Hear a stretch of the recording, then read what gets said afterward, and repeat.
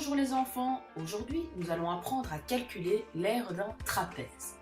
N'oublie pas que tu peux cliquer sur pause et revenir en arrière et que tu peux regarder la capsule autant de fois que tu le désires afin de bien retenir la formule. Rappelons qu'est-ce que l'aire. L'aire, c'est un nombre qui exprime la mesure d'une surface. Son unité de mesure est le centimètre carré, le mètre carré, etc. Rappelons-nous des caractéristiques du trapèze. C'est un polygone à 4 côtés avec une petite et une grande base et une paire de côtés parallèles.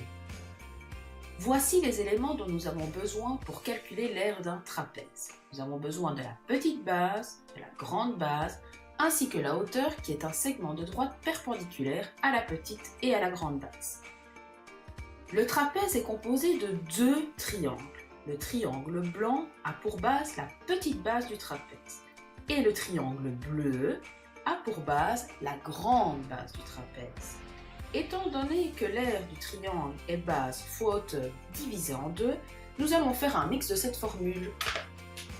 Pour calculer l'aire d'un trapèze, il faut multiplier 1 cm², additionner la grande base et la petite base, multiplier le tout par la hauteur et enfin diviser en deux.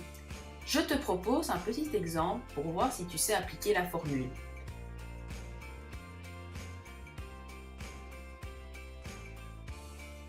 Alors, si je multiplie 1 cm² et que j'additionne la grande base et la petite base, ça me fait 24 cm, et que je multiplie la hauteur qui est de 5 cm, j'obtiens 120 cm² divisé en deux, l'aire du trapèze est égale à 60 cm².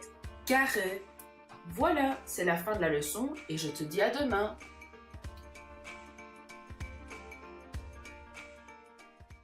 Created using Powtoon.